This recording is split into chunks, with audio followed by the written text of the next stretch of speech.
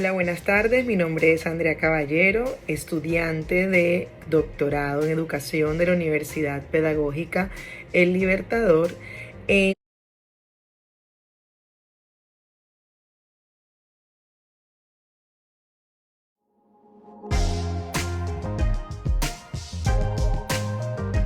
Hola, buenas tardes. Mi nombre es Andrea Caballero, estudiante de doctorado en educación de la Universidad Pedagógica El Libertador en la ciudad de Maracaibo, Venezuela. En el día de hoy voy a hacer una predefensa de mi propuesta de investigación, la cual está bajo el título Reticencia social en el desarrollo de la inteligencia emocional, una perspectiva desde los actores institucionales en Soledad Atlántico, Colombia. La intencionalidad investigativa de mi propuesta doctoral va encaminado hacia la creación de un modelo pedagógico, el cual nos permita darle herramientas útiles a los docentes para abordar dentro del aula de clase todas las problemáticas de tipo social. ¿Cuáles son estas problemáticas que nos atañen en el día a día con los estudiantes del municipio de Soledad Atlántico? Embarazos no deseados, violencia intrafamiliar, abusos sexuales, drogadicción, discriminación por sexo, por raza. Entonces es allí donde no podemos mirar cada situación desde un punto de vista aislado, porque hay que voltear la mirada a los actores de esta problemática, que son todos los actores que son los estudiantes. Esto no lo podemos ver de un modo ajeno a su entorno social, que son, desde que nacen, pues sus familias. Entonces también hay que hacer una intervención en ellas para mirar de qué forma podemos mejorar su entorno, o sea, realizar una verdadera transformación social y que esto se vea reflejado en el aula de clase.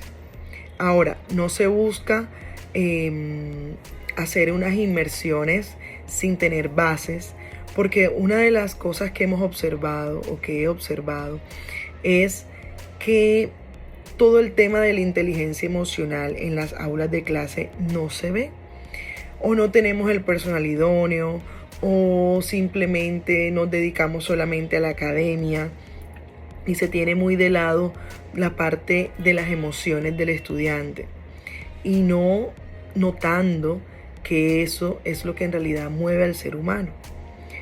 Yo como adulto en ocasiones me aflijo por cosas que me pasan en mi día a día y de una u otra forma repercuten en mi desempeño de mi diario vivir.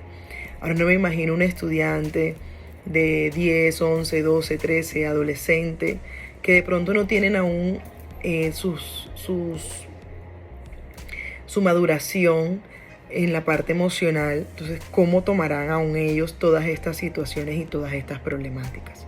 Es por esto que lo que quiero es dejar un producto que les sirva de insumo a los docentes, a mis colegas, para poder atacar todos estos problemas, todas estas problemáticas sociales que son el pan de cada día de nuestros estudiantes. Y sobre todo, permitirle que ellos puedan, a través del manejo de sus emociones, transformar su realidad. No es algo sencillo, no es algo que se va a dar de la noche a la mañana, pero voy a dejar un constructo de un modelo con sus fundamentos teóricos, sus fundamentos legales, con todo lo que lo compete, fundamentos pedagógicos, para que mis colegas tengan un insumo y poder atacar estos problemas.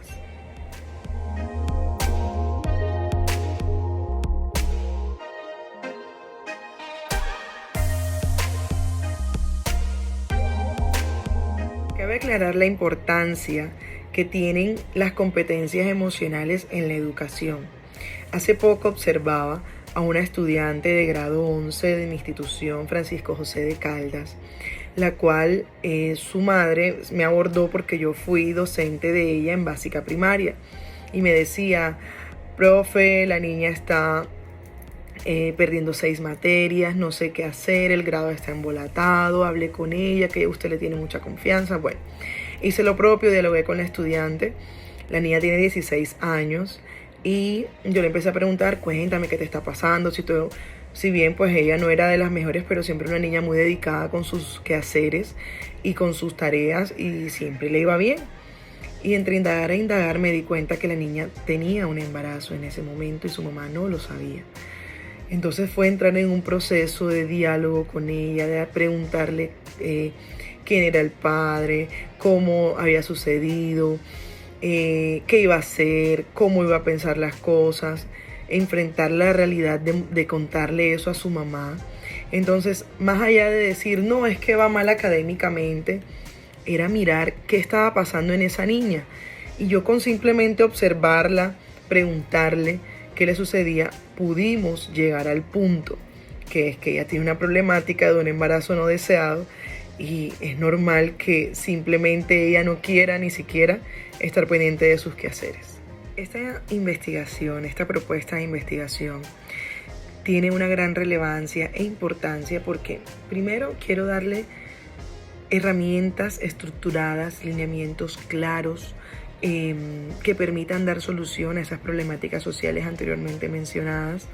También ese valor que tiene la labor docente de transformar. Yo pienso que si un docente no es un agente de transformación, algo está faltando allí, porque los estudiantes que pasan por nuestras manos no pueden irse del mismo modo.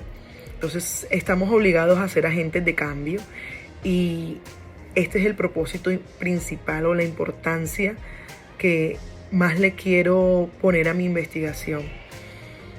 La creación de ese modelo pedagógico va a permitir tener un punto de partida, por lo menos un pequeño indicio que permita darle solución a esas problemáticas y que eso repercuta en su contexto social.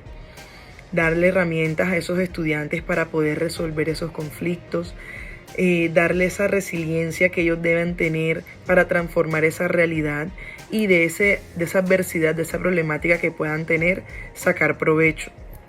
Es por eso que más allá de poder simplemente dar estrategias, lo que se quiere es poder dejar algo estructurado, que los docentes sepan cómo abordar esas problemáticas en sus estudiantes, que les permitan a ellos gestionar sus emociones, ya que las competencias en el día a día lo son todo. Competencias laborales, competencias para aprender lenguaje, competencias para las matemáticas, pero a veces nos olvidamos de las competencias emocionales y es allí donde nuestros estudiantes están teniendo la mayor falencia. Entonces, una de las importancias, lo más importante de esta propuesta de tesis es poder darle valor al docente para que él tenga las herramientas claras para poder abordar esas problemáticas dentro del aula de clase. Al hablar de la metodología que voy a emplear para mi propuesta de tesis doctoral, la voy a marcar dentro del paradigma interpretativo, utilizando una metodología cualitativa con el método fenomenológico hermenéutico. Y es allí donde vamos a empezar a delimitar esas fases que se encuentran dentro de este tipo de metodología. Lo primero que tenemos que hacer para enfocarnos dentro de la fenomenología hermenéutica es recordar el padre de esta metodología, que es Husserl. Husserl manejaba una palabra que es griega, que se llama epoye, y es dejar de lado cualquier prejuicio, dejar de lado lo subjetivo para entrar a conocer el fenómeno que vamos a estudiar, que en este caso son las problemáticas sociales que se dan en estudiantes de Soledad Atlántico. Porque no podemos entrar con subjetividades a estudiar el objeto, sino desde lo más objetivo posible, desde la naturaleza del mismo, desde la raíz, desde esa base que conforma ese problema. Entonces es ahí donde debemos nosotros entrar, como quien dice, llegar sin prejuicios a estudiar el problema.